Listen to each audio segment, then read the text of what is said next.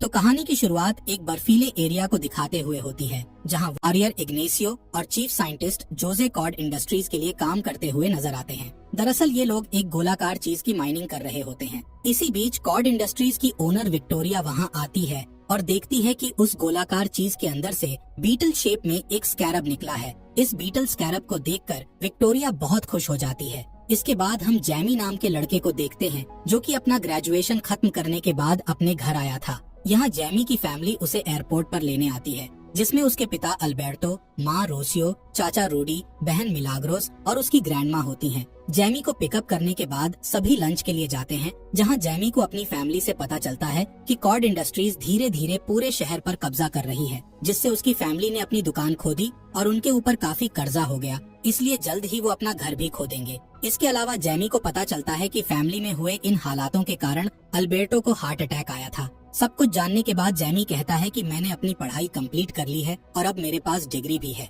इसलिए मैं अच्छी जॉब ढूंढकर सारा कर्जा चुका दूंगा। लेकिन समय बीतता गया, पर जैमी को कोई भी जॉब नहीं मिलती है, जिससे जैमी काफी परेशान होता है और अपनी बहन मिलाग्रोस से कहता है कि मैं एक दिन बहुत सारे पैसे कमाऊंगा और सब कुछ ठीक कर दूंगा। इसके बाद हम जैमी को बहुत ही बड़े घर में देखते हैं, जिसे देखकर ऐसा लगता है कि वो बहुत अमीर हो गया है। पर तभी मिलाग्रोस उसे बुलाती है और साफ सफाई करने का कहती है। दरअसल मिलाग्रोस इस घर में साफ सफाई का काम किया करती है और उसी ने जैमी को यहाँ पर जॉब दिलाई थी, ताकि वो दोनों मिलकर कुछ पैसे कमा सके। यहाँ हमें पता चलता है कि ये बड़ा सा घर विक्टोरिया का है। तभी वहाँ विक्टोरिया आती है, जिसे देखकर जैमी उसे गुड मॉर्निंग बोलता है, लेकिन विक्टोरिया उसे इग्नोर करके अंदर चली जाती है, जहाँ वो अपनी भतीजी जेनिफर को देखती है। यहाँ जेनिफर विक्टोरिया पर बहुत गुस्सा होती है और उसे उसकी कंपनी के नए डिवाइस का एक वीडियो दिखाती है। दरअसल ये डिवाइस इंसान के अंदर फिट हो जाता है, जिससे वो इंसान एक खतरनाक वॉरियर बन जाता है और उसके अंदर ऐसी पावर्स आ जाती हैं, जिससे वो सब कुछ तबाह कर सकता है।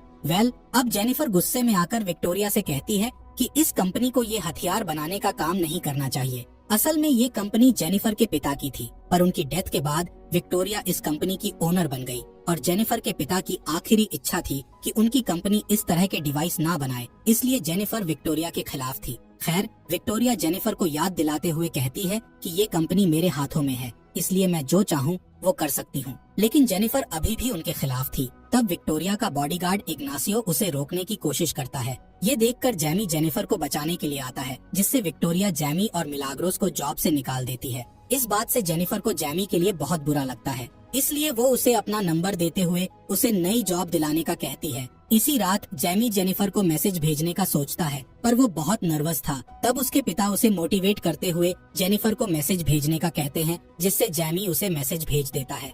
अगले दिन जैमी को एक कंपनी में मीटिंग के लिए बुलाया जाता है। तभी हम जेनिफर को इस कंपनी की लैब में जाते हुए देखते हैं, जहां उसे बीटल स्कैरब दिखाई देता है और वो उसे बर्गर बॉक्स में रखकर भाग जाती है। जिसके बाद जोजे लैब में आता है और देखता है कि स्कैरब गायब हो गया है, इसलिए वो सिक्योरिटी को कंपनी के सभी गेट्स बंद करने का ऑर्डर दे देता है। यहाँ जेनिफर सिक्योरिटी अलार्म की आवाज सुनकर डर जाती है। तभी उसे जैमी मिलता है, जिसे देखकर जेनिफर उसे वो बॉक्स दे देती है और कहती है कि तुम्हें इस बॉक्स की रक्षा करना है, जिसके बदले मैं तुम्हें पैसे दूंगी। साथ ही वो उसे इस बॉक्स को ना खोलने का कहती है। इसके बाद जैमी इस कंपनी से बाहर चला जाता है और गार्ड जेनिफर की तलाशी करने के लिए उसके पास आ जाते हैं। इसके बाद हम जैमी को उसके घर में देखते हैं, जहां उसकी फैमिली उस बॉक्स को खोलने का कहती है। वो लोग जैसे ही बॉक्स को खोलते हैं तो उसमें उन्हें स्कैरब डिवाइस दिखाई देता है, जिसके साथ वो लोग खेलना शुरू कर देते हैं। तब जैमी उनसे वो डिवाइस छीन लेता है, जिस दौरान वो डिवाइस चमकने लगता है और सीधे जैमी के चेहरे पर आ जाता है। तब रूडी उसे हटाने की कोशिश करता है,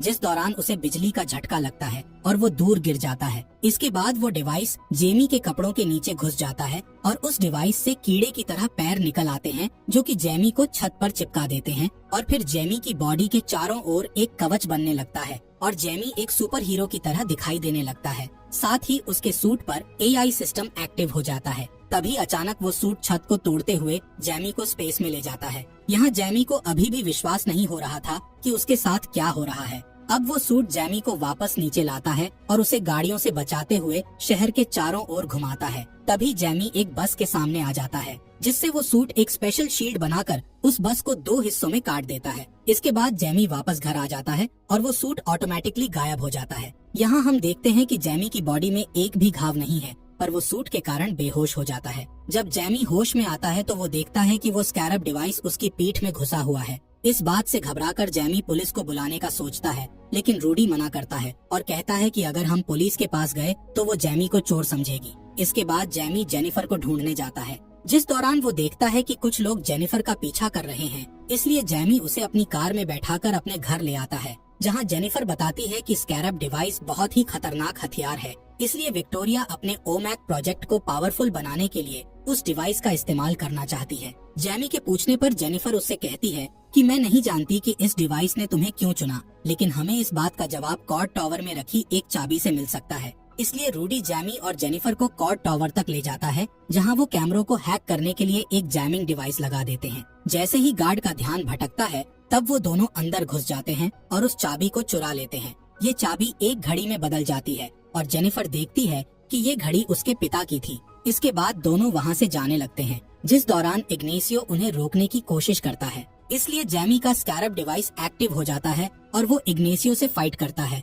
तब इग्नेसियो उस पर हमला करने के लिए अपने अधूरे ओमैक का यूज करता है और दोनों में फाइट होने लगती है, जिसमें जैमी को अपने सूट में मौजूद कई हथियारों के बारे में पता चलता है। यहाँ जैमी बहुत ही खतरनाक फाइट करता है और इग्नेसियो को मारने ही वाला होता है। तब जैमी उस एआई सूट को रोकते हुए कहता है कि मैं किसी की जान नहीं लेना चाहता हूँ। तभी अचानक रूडी और जेनिफर एक गाड़ी से भागने लगते हैं, जिससे इग्नेसियो उन्हें शूट करने लगता है। इसलिए जैमी गाड़ी के पास चला जाता है। ये देख इग्नेसियो जल्दी से उठता है और जैमी पर हमला करने के लिए आगे बढ़ता है, लेकिन रूडी इग्नेसियो को हिट करके जैमी को बचा लेता है और फिर वो तीनों वहाँ से भाग जाते हैं। अगली सुबह वो तीनों जेनिफर की पुरानी हवेली में पहुँचते हैं, जहाँ घड़ी का यूज करके वो एक सीक्रेट लेयर तक पहुँचते हैं। यहाँ जेनिफर को पता चलता है कि उसके पिता शहर के सुपर हीरो थे, जिन्हें ब्लू बीटल के नाम से जाना जाता था, और उन्होंने स्कैरब की मदद से शहर में हो रहे क्राइम को खत्म करने के लिए बहुत सारे गैजेट और टेक्नोलॉजी बनाई थी। इधर रूडी एक पुराने कंप्यूटर में जैमी की प्रॉब्लम का हल ढूंढता है। वहीं जैमी बाथरूम में जाकर देखता है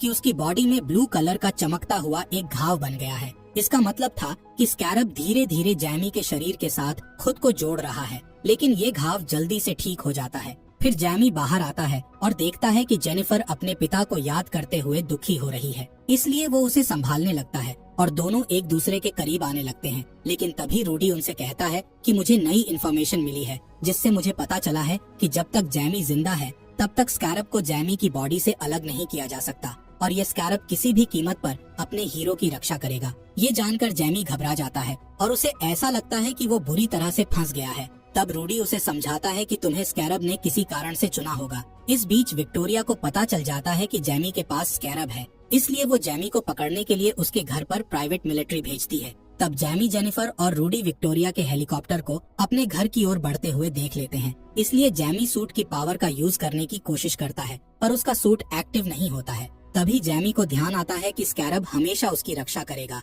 इसलिए जैमी बिल्डिंग से कूद जाता है, जिससे सूट अचानक से एक्टिव हो जाता है और फिर जैमी अपने घर की ओर निकल जाता है। इधर विक्टोरिया के सैनिक जैमी की फैमिली को घर से बाहर खींचकर उनके ऊपर गन पॉइंट कर देते हैं। तभी जैमी वहां आ जाता है और कुछ सैनिकों को धक्का देकर गिरा देता है। दूसरी ओर विक्टोरिया जैमी के सूट की पावर देखना चाहती थी, इसलिए वो अपने सैनिकों से जैमी की फैमिली को टारगेट बनाने का कहती है। तब जैमी अपनी शील्ड को एक्टिव करता है और अपनी फैमिली को गोलियों से बचा लेता है। इसके बाद जैमी अपने एआई से ऐसे हथियार मांगता है जिससे किसी की जान न जाए। इस हथियार से जैमी सभी सैनिकों को मारना शुरू कर देता है। इस बीच उसकी फैमिली वहाँ से भागने लगती है, जिस दौरान मिलाग्रोस गिर जाती है। जब अल्बर्टो उसकी मदद करने के लिए उसके पास जाता है, तब एक सैनिक अल्बर्टो पर हमला करके उसे बुरी तरह घायल कर देता है, जिससे उसे हार्ट अटैक आ जाता है। यहाँ विक्टोरिया का बॉडीगार्ड इग्नेसियो जैमी को अपने निशाने पर ले लेता है और उसे शूट करने वाला होता है कि तभी जैमी को अपने पिता की आवाज सुनाई देती है, इसलिए वो उन्हें बचाने के लिए जाने लगता है। जिस दौरान इग्नेसियो ब्लू बीटल को कमजोर करने वाली टेक्नोलॉजी से अटैक करके जैमी को नीचे गिरा देता है। थोड़ी ही देर में जैमी के घर को ब्लास्ट करके जला दिया जाता है। यहाँ जैमी अपने पिता को मरते हुए देख रहा था, पर वो चाहकर भी उनकी हेल्प नहीं कर सकता था। अब इग्नेसियो जैमी के पास आता है और उसे अपने साथ ले जाता है। अगली सुबह हम जैमी की फैमिली को देखते हैं, जो कि अल्बर्टो के मरने से बहुत दुखी थे। तब ग्रैंडमा सबको हौसला देते हुए कहती हैं कि हमें रोने की बजाय जैमी को बचाने की कोशिश करनी चाहिए। तभी वहाँ जेनिफर आती है और पूरी फैमिली को अपने पिता की उस जगह पर ले जाती है जहाँ उन्होंने बग नाम का एक एयरक्राफ्ट बनाया था जिससे बहुत ही स्पीड से उड़ा जा सकता था। इसके अलावा उन्हें यहाँ लड़ने के लिए कई गैजेट्स मिलते हैं जिसमें मिलाग्रोस कुछ गैजेट्स के साथ एक ग्लव वाला गैजेट भी उठा लेती है। वहीं ग्रैंडमा और रोसियो दूर से हमला करने वाले हथियारों को चुनती है। इसके बाद वो पाको आइलैंड पर बने फोर्ट पर हमला करने का प्लान बनाते हैं। दरअसल इस फोर्ट में विक्टोरिया जैमी की बॉडी से स्कैरब निकालने वाली थी, इसलिए वो जैमी को एक मशीन से जोड़ती है और उसे ओमैक के डेटाबेस में डाल देती है। इस प्रोसेस में जैमी की मौत भी हो सकती थी। इसके अलावा इग्नेसियो की बॉडी के कवच को भी इसी मशीन से जोड़ा गया था ताकि स्कैरब का सारा डेटा इग्नेसियो के सूट में आ सके। अब जैसे ही प्रोसेस चालू होती है तो जैमी दर्द से चिल्लाने लगता है और कोमा में चला जाता है। तब उसे आफ्टर लाइफ के विजन आते हैं जिसमें जैमी अपने पिता अल्बर्टो से मिलता है, जहां अल्बर्टो उसे बताता है कि ब्लू बीटल को अपनाना ही तुम्हारी लाइफ का सबसे बड़ा मकसद है। इसके बाद जैमी कोमा से बाहर आ जाता है और स्कैरब को पूरी तरह से अपना लेता है, लेकिन तभी उसके स्कैरब के कोड्स इग्नासियो के सूट में ट्रांसफर हो जाते हैं जिससे इग्नेसियो का ओमैक सूट बहुत ही ज्यादा पावरफुल हो जाता है। इस बीच रूडी फोर्ट पर बग एयरक्राफ्ट को गिरा देता है जिससे सैनिक उन पर गोलियां चलाने लगते हैं, पर ये एयरक्राफ्ट बग बहुत मजबूत था जिस वजह से उन्हें कोई भी नुकसान नहीं हो सकता था। साथ ही बग एयरक्राफ्ट अपने पैरों से सैनिकों को मारता है। इसी बीच रूडी एक स्पेशल बटन को दबाता है जिससे बग नीला धुआं छोड़ता है। इस धुएं के कारण सैनिक बेहोश हो जाते हैं। इसके बाद मिलाग्रोस और जेनिफर फोर्ट के अंदर जाते हैं जहां उन्हें ओमैक सूट का एक बड़ा सेट मिलता है जो कि स्कैरब की इन एनर्जी ले रहे थे, इसलिए वो एक गैजेट की मदद से इस सेट को ब्लास्ट कर देती है जिससे फोर्ट का एक हिस्सा गिर जाता है और वो दोनों अलग अलग हो जाती हैं। इधर लैब में जैमी को होश आता है लेकिन वो सूट का यूज नहीं कर पाता क्योंकि उसका सिस्टम रिब्यूट हो रहा था। इसी दौरान जोस को समझ आ जाता है कि विक्टोरिया के इरादे ठीक नहीं हैं, इसलिए वो जैमी का साथ देता है और उसे वहाँ से भगाने के लिए गेट खोल देता है, पर इग्नेसियो उसे देख लेता है, इसलिए वो जोस को मार डालता है। तभी लैब में ब्लास्ट हो जाता है, लेकिन इग्नेसियो विक्टोरिया को बचा लेता है, जिसके बाद विक्टोरिया जेनिफर को पकड़ने के लिए निकल जाती है। इधर जैमी के सामने बहुत सारे सैनिक आ जाते हैं। तब उसकी ग्रैंडमा वहाँ आ जाती है और गैजेट्स की मदद से उन सभी सैनिकों को एक झटके में हरा देती है।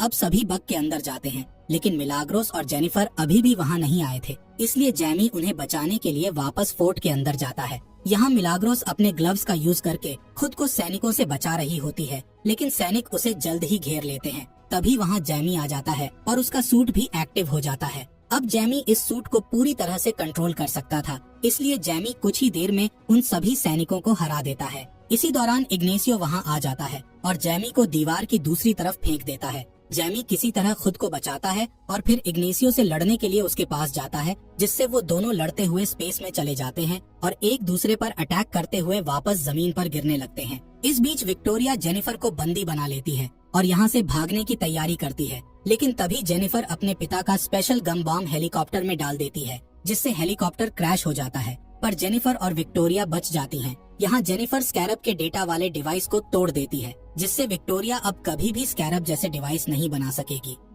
इधर जैमी अपने सूट से अपनी इमेजिनेशन वाला एक हथियार मांगता है और उससे इग्नेसियो पर हमला कर देता है, लेकिन इग्नेसियो अपने वॉर एक्सपीरियंस का यूज करके उसे नीचे गिरा देता है। इसी दौरान रूडी इग्नेसियो पर पत्थर फेंककर उसका ध्यान भटकाता है, जिससे इग्नेसियो उसे शूट कर देता है। ये देखकर जैमी को बहुत गुस्सा आता है और वो इग्नेसियो से बदला लेने के लिए उस पर खतरनाक वार करके उसे मारने ही वाला होता है कि तभी एआई उसे याद दिलाता है कि तुम किसी की जान नहीं लेना चाहते। इसके अलावा एआई उसे इग्नेसियो की पिछली यादें दिखाता है, जिससे पता चलता है कि इग्नेसियो भी उसी की तरह एक विक्टिम है, क्योंकि जब इग्नेसियो छोटा था तब कॉर्ड इंडस्ट्रीज के बॉम्ब ने उसके घर को ब्लास्ट कर दिया था, जिससे उसकी माँ की मौत हो गई थी। तब विक्टोरिया ने उसे ओमैक प्रोजेक्ट के एक्सपेरिमेंट के लिए अपने साथ रखने का फैसला किया था। यहाँ जैमी इग्नेसियो को छोड़ देता है, जिससे इग्नेसियो को एहसास होता है कि अब उसके पास विक्टोरिया के ऑर्डर्स को अनदेखा करने की पावर है। जिसके बाद इग्नेसियो विक्टोरिया के पास जाता है और एक बहुत ही खतरनाक ब्लास्ट कर देता है,